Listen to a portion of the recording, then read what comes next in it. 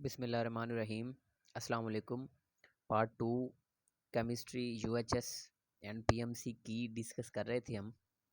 तो part two की video start करते हैं, जिसमें हम क्वेश्चन नंबर 84 से स्टार्ट करेंगे। The precipitation occurs if the ionic concentration is.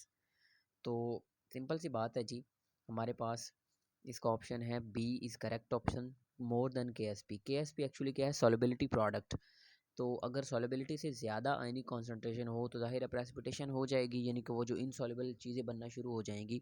Ion ज़्यादा बन रहे हैं जबकि सॉल्युबिलिटी कम हो रही है।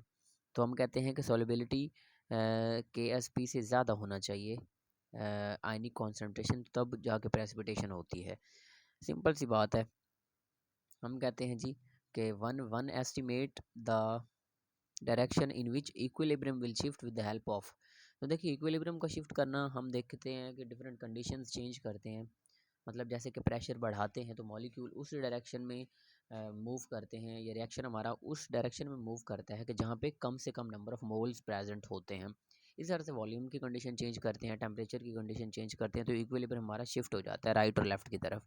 तो ये हमें बताता है ले शैटलियर प्रिंसिपल। नेक्स्ट है हमारे पास what is the overall order of this rate of reaction. तो देखें जी कि हमने इसके सिंपली ऐड कर देना है। तो हमारे पास H2 की पावर 1 है और NO2 की 2 है, तो 1 + 2 = 3 and the option is C. तो 86 का C is correct. The catalysis in which catalyst and the reactants are in the same phase is known as homogeneous catalyst. ठीक हो गया जी। तो इसको हम क्या कहते हैं? होमोजेनस कैटलिस्ट कहते हैं, हेट्रो नहीं कहते। हेट्रो में दोनों की जो फिजिकल स्टेट है या फेज़ है वो चेंज होती है। स्लो और फास्ट तो बिल्कुल ही इररेलेवेंट से बन जाते हैं। नेक्स्ट है जी, Born Haber cycle is use to determine the lattice energy of the ionic compounds, it is application of. तो जाहिर सी बात है जी, हमने ये बुक लाइन पढ़ी हुई है कि बोर्न हाइबर साइकिल जो होता है वो एप्लीकेशन होता है जी हेसिस लॉ की। विच of the following term is a state function. तो स्टेट फंक्शन की जो एग्जांपल्स हैं उसमें इंथॉल्पी है हमारी। इसी तरह से हमने पढ़ा था कि वर्क जो होता है और हीट जो होती है वो इंथॉल्पी नहीं होते। बाकी जो भी होती है इंथॉल्पी, एनर्जी, इंट्रोपी और प्रेशर, वॉल्यूम, ये सारा कुछ क्या है? इंथॉल्पी होता है। फ्रीजिंग, डिकम्पोजिशन, सब्लिमेशन तो बिल्कुल ही इररेलेवेंट दे दिए हुए हैं। Electrochemical cell is based upon which reaction. तो इलेक्ट्रोकेमिकल सेल के अंदर क्या होता है? देखें जी, electrolytic cell, electrochemical cell, electrolytic cell हो या गैल्वानिक सेल हो, हमने देखा था कि एनोड के ऊपर ऑक्सीडेशन होती है और कैथोड के ऊपर रिडक्शन होती है। तो रिडॉक्स रिएक्शन होते हैं। एसिड बेस होना ज़रूरी नहीं है। न्यूक्लियर रिएक्शन बिल्कुल नहीं है, न्यूट्रलाइजेशन रिएक्शन भी नहीं है। In which of the following oxygen show the fractional oxidation state. तो देखिए, बड़ी सिंपल सी बात है। हमने इसमें करना क्या है कि 91 के अंदर अगर हम बात करें तो फ्रैक्शनल ऑक्सीडेशन स्टेट कब आएगी? जब ऑक्सीजन की हम कहेंगे कि हाफ होगी। अगर ऑप्शन ए की बात करें तो यहाँ पे ऑक्सीजन की +2 होती है और फ्लोरीन की -1 है, तो -2 ओवरऑल हमने क्या करना होता है? न्यूट्रल करना होता है मॉलिक्यूल को या कंपाउंड को। तो यहाँ पे आप चेक कर सकते हैं नीचे वाले बी में एक ऑक्सीजन की -2, तो दो की 2 × 2 ये -4 होगी। तो सोडियम की फिर क्या, सॉरी, सोडियम की यहाँ पे +1 है और +2 ओवरऑल मॉलिक्यूल के अंदर बन गई, और ऑक्सीजन दोनों की -2, यानी कि -1 है इस ऑक्सीजन में, उसमें ए में -2 है, तो ये दोनों फ्रैक्शनल नहीं है। क्लोरीन की माइनस आपके पास -2 है, और यहाँ पे आप चेक कर सकते हैं कि ये बन रही है 7। ऑक्सीजन की देखिए, ऑक्सीजन की 3.1 है, तो यहाँ पे ये +2 बनेगी। ठीक है, तो +2 यहाँ पे बनेगी, और ये फिर कितनी बनेगी? -2 होने के लिए ये जो कि 7 है, तो हमारे पास ये बन जाएगी ए की 7/2। ठीक हो गया जी।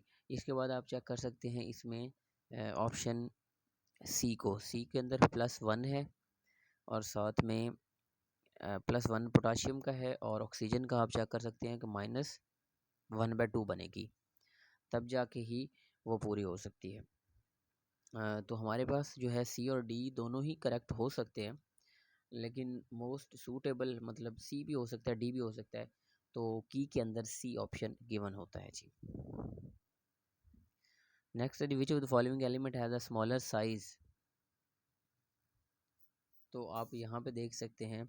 अच्छा सॉरी, ऊपर वाले क्वेश्चन के अंदर जो है वो क्लोरीन की +2 बनेगी और ऑक्सीजन की मतलब 7 को आपने किसी ऐसे डिजिट से मल्टीप्लाई करना है कि जो कि -2 के इक्वल हो जाए, तो वो 0 पॉइंट समथिंग आएगी, -0 पॉइंट, तो वो भी फ्रैक्शनल ही होती है लेकिन वो 0 पॉइंट में चली जाती है। तो ऑप्शन वो भी हो सकता है, लेकिन चूँकि की के अंदर सी दिया हुआ है, डी भी हो सकता था। विच of the following element has a smaller size. Smaller size की अगर बात करें तो हमारे पास हम देखेंगे कि जो पीरियोडिक टेबल के बिल्कुल स्टार्ट में है, टॉप लेफ्ट साइड पे होगा, वो हमारे पास स्मॉलर होगा। तो हमारे पास लिथियम है जो कि बिल्कुल ही टॉप लेफ्ट पे आता है पहले ग्रुप के अंदर, सेकंड नंबर पे। दूसरे नंबर पे सोडियम आता है। तो हमारे पास लिथियम इज़ करेक्ट ऑप्शन 92 का डेल्टा। इसके बाद है 93 among the lithium chloride, beryllium chloride, sodium chloride, caesium chloride. तो ग्रेटेस्ट और लीस्ट आयनिक करेक्टर किस में होता है जी? सबसे ज़्यादा जो होता है पूरी दुनिया के अंदर तकरीबन 92% होता है, वो होता है सीजियम क्लोराइड के अंदर। और सबसे कम जो होता है वो बेरिलियम क्लोराइड के अंदर होता है जी। NaCl के अंदर तकरीबन 70 to 80% होता है, तो वो नहीं आ सकता। मतलब आप यहाँ पे चेक कर सकते हैं कि चूँकि उसने रिस्पेक्टिवली पूछा है तो ग्रेटेस्ट सीजियम क्लोराइड होना चाहिए, ए और बी यहाँ से निगलेक्ट हो जाते हैं, तो सी और डी बचता है। तो NaCl के अंदर सबसे कम नहीं होता बल्कि बेरिलियम क्लोराइड में सबसे कम होता है। Which statement describes the conversion of magnesium atom to the magnesium ion for ionic bond formation with the chlorine. तो देखें जी, मैग्नीशियम से मैग्नीशियम आयन का बनना पॉजिटिव बनता है, तो पॉजिटिव बनता है मतलब उसके अंदर इलेक्ट्रॉन का रिमूवल होता है, यानी कि ऑक्सीडेशन होती है। तो रिडक्शन वाले ए और सी रिजेक्ट हो गए। अच्छा, अब बी और डी बने, तो ऑक्सीडेशन तो होती है तब जब लॉस ऑफ इलेक्ट्रॉन हो। डी के अंदर कहा हुआ है कि गेन ऑफ इलेक्ट्रॉन हो रही है, हालांकि ऐसा बिल्कुल नहीं हो रहा, तो लिहाजा B is correct option. Next है जी AB4 type with no lone pair geometry enables to form which shape of the molecule. तो चूँकि AB4 है, अगर आपको याद हो AB4 होता था रेगुलर टेट्राहेड्रन। ठीक हो गया जी। नेक्स्ट मूव करते हैं जी 96 के ऊपर। Why dimer of aluminium chloride ने इज़ फॉर्म। देखें जी, नॉर्मली AlCl3 होता है, तो वो Al2Cl6 जब बनता है तो उसमें एक कोऑर्डिनेट कोवेलेंट बॉन्ड आता है between the aluminium and chlorine. ठीक हो गया जी। तो हम कहते हैं इसका करेक्ट ऑप्शन बनेगा delta. Aluminium forms coordinate bond with the chlorine to complete its octet. Which group of the periodic table contains non-metal, metalloid and metals as well? तो ये हमारे पास फोर्थ ग्रुप आता है। देखिए फर्स्ट बी बिल्कुल नहीं है, उसमें ट्रांजिशन मेटल्स होते हैं। 7 नहीं है, उसमें सारे हमारे पास जो होते हैं वो हैलोजेंस मौजूद होते हैं, वो सारे के सारे नॉन मेटल्स हैं। मेटलॉइड कोई नहीं है, मेटल कोई नहीं है। इसी तरह से 6 है और हमारे पास 4 है। तो 4 के अंदर तीनों चीज़ें मौजूद होती हैं। विच of the following sulphate compound is insoluble in water. तो देखें जी, हमारे पास यहाँ पे दो चीज़ें हैं। एक मैं आपको बता दूँ कि जो बेरियम सल्फेट है ऑप्शन बी के अंदर, ये तो एग्जैक्टली हम कहते हैं। देखें एक चीज़ याद रखें कि जितने भी सोडियम के जितने भी सॉल्ट होते हैं, ऑल सोडियम सॉल्ट, चाहे वो सोडियम सल्फेट और नाइट्रेट वगैरह, हमारे पास जो होते हैं हम कहते हैं वो सारे क्या होते हैं? सॉल्युबल होते हैं। इसी तरह से हम कहते हैं जी कि क्लोराइड्स की अगर बात करें तो हम कहेंगे कि सारे के सारे क्लोराइड सॉल्युबल होते हैं एक्सेप्ट AgCl। AgCl जो होता है वो सॉल्युबल नहीं होता, और ना ही PbCl2 जो होता है वो सॉल्युबल होता है, बाकी सारे सॉल्युबल होते हैं। इस तरह से एक और चीज़ होती है सल्फेट्स की अगर बात करें, सारे के सारे सल्फेट सॉल्युबल होते हैं एक्सेप्ट बेरियम सल्फेट, और इसी के साथ आता है हमारे पास Pb सल्फेट, और एक और आता है हमारे पास जो कि होता है कैल्शियम सल्फेट। तो यहाँ पे आप चेक कर सकते हैं, चूँकि ये सल्फेट हैं सारे, तो बेरियम और कैल्शियम है। तो कैल्शियम जो होता है ना वो स्पेरिंगली सॉल्युबल कंसिडर किया जाता है, कि यानी कि ये स्पेरिंगली सॉल्युबल होने की वजह से हम कहते हैं कि इनसॉल्युबल। फिर हमारे पास का कौन सा ऑप्शन बचता है? Beta, barium sulphate. ठीक हो गया जी। बाकी जो कार्बोनेट हैं वो सारे ही इनसॉल्युबल होते हैं except sodium carbonate, potassium carbonate और अमोनियम कार्बोनेट। नेक्स्ट आता है जी, which of the following complex show a tetrahedral geometry. तो टेट्राहेड्रल ज्योमेट्री हमारे पास देखें जी, CO5 वाला बिल्कुल नहीं करेगा, और CuCN4 टू नेगेटिव ये करेगा जी। और ये ट्रांजिशन मैटर वाले चैप्टर में से आया हुआ है। In which pair one has all unpaired d orbital while the other has the all paired. तो देखिए जी सिंपल सी बात है, अनपेड हमने पढ़ा था, एक्सेप्शनल केस जो पढ़ा था पहला, वो स्टेबिलिटी की वजह से एस के अंदर एक ही रह जाता था, 4s 1 होता था और 3d 5 हो जाता था। तो कम्प्लीटली अनपेड होते हैं क्रोमियम में और फुली फिल्ड होते हैं दो चीज़ों में, कॉपर में और जिंक में। तो चूँकि हमारे पास और कोई ऑप्शन नहीं बचता, बी और सी ही ऑप्शन बचते हैं, तो सारे के सारे अनपेड क्रोमियम में है, लेकिन सारे के सारे पेड आयरन में नहीं है बल्कि जिंक में है। तो option C is correct. In which of the following functional group carbon atom is S P hybridise. देखें जी एस पी हाइब्रिडाइज के लिए हमने देखना है कि जिसमें ट्रिपल बॉन्ड मौजूद होगा। तो हमारे पास सी एच ओ है, इसमें डबल बॉन्ड होता है। इसी तरह से आप यहाँ पे चेक कर सकते हैं C double bond O H. तो यहाँ पे जब डबल बॉन्ड है तो ये sp2 हाइब्रिडाइजेशन है। कार्बोक्सिलिक एसिड में भी अगेन यही है, यहाँ पे सिर्फ O ऐड हो जाता है, तो ये भी sp2 है। COOR अगेन sp2 है। यहाँ पे जो कार्बन है ये sp हाइब्रिडाइजेशन रखता है। नेक्स्ट हमारे पास the compound containing R S H functional group are known as. तो देखें जी अगर आर एस एच हो तो आर एस एच को हम कहते हैं जी थियोल, या फिर हम कहते हैं थियो अल्कोहल्स। थियो ईथर नहीं होता जी। हमारे पास what is the number of isomers of hydrocarbon having a molecular formula C4H8। तो देखें जी C4H8 का जो आइसोमर्स होते हैं वो होते हैं 2, और यहाँ पे जो है वो की के अंदर ये गलत दिया हुआ है और उन्होंने 5 को सिलेक्ट किया हुआ है, हालांकि ऐसा बिल्कुल नहीं होता। नेक्स्ट है जी alkyl benzene is formed when benzene is treated with the alkyl halide in the presence of anhydrous aluminium chloride. Identify the type of reaction. देखें जी कि अल्काइल बेंजीन बनाना है फ्रॉम बेंजीन, तो उसके अंदर अल्काइल ग्रुप को ऐड करेंगे, तो इसको हम कहते हैं Friedel Crafts alkylation, not acylation. Option C is correct. 104 का जो है वो सी है। इसाइलेशन में इसाइल ग्रुप हम ऐड करते हैं, और जो कि हमारे पास होता है ये वाला ग्रुप, ये होता है इसाइल ग्रुप, जबकि ये नहीं है, सिर्फ अल्काइल ग्रुप को ऐड करना है, तो Friedel Crafts alkylation is answer.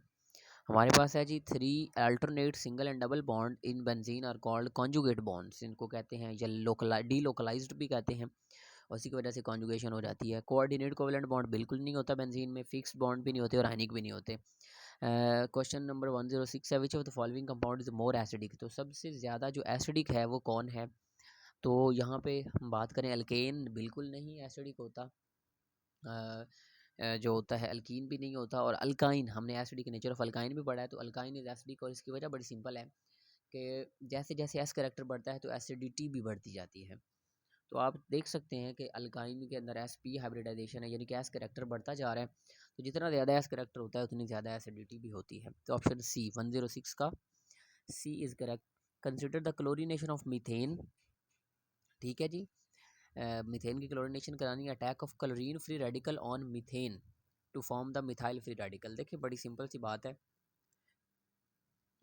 मैं अपने स्टूडेंट्स को अक्सर कहता रहता हूँ कि अगर क्लोरीन का फ्री रेडिकल है, वो मीथेन के साथ रिएक्ट कर रहा है CH4 के साथ, ये फ्री रेडिकल है, सॉरी मैंने अजीब सा बनाया है, तो यहाँ पे CH3Cl का जो है वो फ्री रेडिकल बनता है। तो बड़ी सिंपल सी बात है, मैं अपने स्टूडेंट को बताता होता हूँ कि जो प्रोपागेशन होता है ना, उसमें रिएक्टेंट वाली साइड पे और प्रोडक्ट वाली साइड पे दोनों साइड्स पे फ्री रेडिकल आपको नज़र आते हैं। जो कि इनिशिएशन होती है उसमें हमेशा आपको सिर्फ रिएक्टेंट वाली साइड जो होती है ना, चाहे एक रिएक्टेंट हो या दो रिएक्टेंट हो, जितने भी हों, उनके अंदर आपको सिर्फ फ्री रेडिकल मिलता है, और जो टर्मिनेशन होती है उसमें सिर्फ प्रोडक्ट वाली साइड पर जो है वो आपको फ्री रेडिकल मिलता है। तो लिहाजा it is a propagation step, B is correct.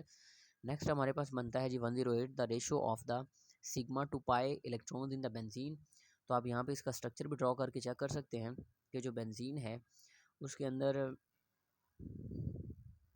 कितने सिग्मा बॉन्ड हैं और कितने पाई बॉन्ड हैं। तो यहाँ पे भी उसका सिग्मा बॉन्ड है क्योंकि हाइड्रोजन लगा हुआ है, तो आप गिन सकते हैं 1 2 3 4 5 6 और 6 जात में ये 12, तो ये आ जाता है जी 12/3, तो ये आ जाता है 4:1। तो आंसर सी इज़ करेक्ट। 108 का जो है वो 4:1 आ जाता है। When halogen is removed from the alkyl halide a carbocation is formed, identify the most reactive carbocation. तो मोस्ट रिएक्टिव कार्बोकेटाइन जो होता है ना, वो हमारे पास हम कहते हैं टर्शरी कार्बोकेटाइन होता है, जितना ज़्यादा स्टेबल होता है उतना ज़्यादा ही रिएक्टिव होता है। तो मिथाइल कार्बोकेटाइन की के अंदर जो ऑप्शन दिया हुआ है वो है मिथाइल कार्बोकेटाइन। अच्छा जी, इसके बाद हमारे पास आ जाता है freon. Freon is commonly known as refrigerant के तौर पे यूज़ किया जाता है, और इसका जो फॉर्मूला होता है वो होता है CCl2F2। क्लोरोफ्लोरोकार्बन्स के तौर पे यूज़ किया जाता है रेफ्रिजरेटर के ऊपर।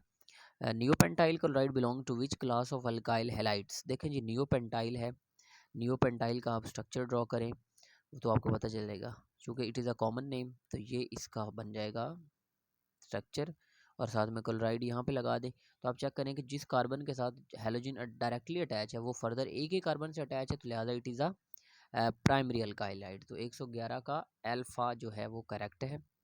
What is the common name of 1,2,3 propane triol.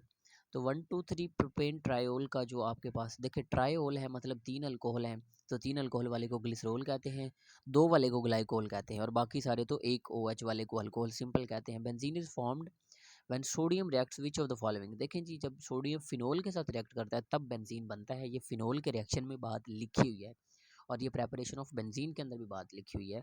तो 113 का जो आपके पास करेक्ट ऑप्शन है वो है delta. When phenol reacts with the form aldehyde which of the following product is produced. तो जब वो एल्डिहाइड के साथ मिलता है तो हमने देखा था एडक्ट बनता था एक, तो यहाँ पे एडक्ट बनेगा, हाइड्रोनियम आयन नहीं बनेगा, ऑक्सोनियम और फेनॉक्साइड भी नहीं बनेगा। विच of the following is correct name of. ये हमारे पास स्ट्रक्चर है, इसको हम अगर ड्रॉ करेंगे तो ऐसे करेंगे जी, हमारे पास CH3 CH2, फिर CH2, फिर C डबल बॉन्ड O, फिर CH2 और फिर C डबल बॉन्ड H, इस तरह से। ठीक हो गया जी। तो आप यहाँ पे चेक करेंगे बेटा कि ये हेक्सानोल तो बिल्कुल नहीं बन सकता, क्योंकि वो तो अल्कोहल होती है, लिहाजा C और D तो गए यहाँ से। अब ये हेक्सानल है तो हेक्सानल ही। अब देखेंगे कि ऑक्सो आना है या फिर ओन आना है।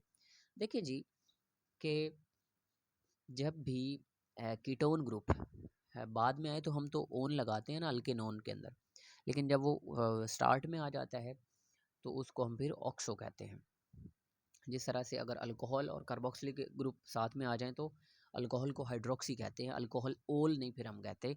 तो इसमें क्या होता है कि oxo, alpha is correct option. ठीक होगा जी। कीटोन जब भी स्टार्ट में आएगा तो उसको ऑक्सो कहेंगे, मतलब जब उसको पेरेंट के तौर पे नहीं ट्रीट किया जा रहा। Our next question is which is the most suitable reason for the conversion of alcohol into aldehyde. तो देखिए जी, अल्कोहल से एल्डिहाइड RCH2OH से RCHO का बनना ये होता है, कोई ना कोई ऑक्सीडाइजिंग एजेंट यूज़ करते हैं, लेकिन यहाँ पे कोई ऐसा ऑक्सीडाइजिंग एजेंट यूज़ करेंगे हम जो कि एल्डिहाइड से फ़ौरन कार्बोक्सिलिक एसिड ना बनाए, ये बात याद रखनी है। तो हमारे पास होता है डेल्टा ऑप्शन वाला Cr2O4 और H2SO4 जो कि कंसनट्रेटेड फॉर्म में होता है। तो डी इज़ करेक्ट। अगर हम यहाँ पे बी को लेंगे ना तो वो फ़ौरन उसको कार्बोक्सिलिक एसिड में चेंज कर देगा। ठीक हो गया। नेक्स्ट है जी, which of the following is also called as a silver mirror test. Silver mirror test हम टॉलिन्स रिएजेंट टेस्ट को कहते हैं। ठीक हो गया जी। Which among the following have the least pH. देखिए जी, सबसे कम पीएच किसकी होनी चाहिए, जो सबसे अच्छा एसिडिक होना चाहिए। तो कार्बोक्सिलिक एसिड अच्छे एसिड होते हैं, लेकिन जब उसके साथ हैलोजन लगता है ना तो वो और भी अच्छे एसिड बन जाते हैं। तो ये देखें जी, डिपेंड करता है कि कितने हैलोजन्स लग रहे हैं, जितने ज़्यादा हैलोजन लगेंगे उतना अच्छा एसिडिक होगा। तो हमारे पास ऑप्शन ए के अंदर सिर्फ कार्बोक्सिलिक एसिड है, सिंपल। ऑप्शन डी के अंदर भी सिर्फ कार्बोक्सिलिक एसिड है, जबकि बी और सी के अंदर हैलोजन भी साथ में लगा हुआ है। आपको यहाँ पे नज़र आ सकता है, यहाँ पे आपको एक क्लोरीन मिलेगा और यहाँ पे 2 क्लोरीन मिलेंगे। तो जिसमें एक क्लोरीन होगा वो कम एसिडिक होगा, और जिसमें 2 होंगे वो मोर एसिडिक होगा। तो option C is correct. Next हमारे पास है 119। If carboxylic acid and ketone groups CO are present in a chain then the final name will be given as. तो देखिए जी, उसको कैसे नाम देंगे कि जब आपके पास कीटोन मौजूद है और कार्बोक्सिलिक एसिड भी मौजूद है। तो सिंपल सी बात है, जब कार्बोक्सिलिक एसिड आएगा ना तो हम पेरेंट नेम, जो बाद में नाम लिखा जाता है ना वो पेरेंट नेम होता है, वो कार्बोक्सिलिक एसिड को देंगे, और जो पहले वाला होगा वो हम कीटोन को देंगे। ये पहले भी क्वेश्चन आ चुका है। तो ऑक्सो हम कहेंगे, ऑक्सो और ऑइक एसिड। तो 119 का alpha is correct. When carboxylic acids and dicarboxylic acid have similar molecular weights, तो how do their melting points compare. तो देखें जी, मेल्टिंग पॉइंट जो होते हैं वो डाईकार्बोक्सिलिक एसिड से ग्रेटर होते हैं, क्योंकि dicarboxylic acid as a dimer exist करते हैं और उनके अंदर इंटरमोलेकुलर फोर्सेस भी ज़्यादा होती हैं, उनमें हाइड्रोजन बॉन्डिंग डेवलप होना शुरू हो जाती है, जबकि मोनोकार्बोक्सिलिक एसिड में ऐसा नहीं होता। तो डाईकार्बोक्सिलिक एसिड जो होते हैं वो ज़्यादा मेल्टिंग पॉइंट रखते हैं, जबकि मोनोकार्बोक्सिलिक एसिड कम रखते हैं। Carboxylic acid have greater melting point, नहीं, ए गलत है।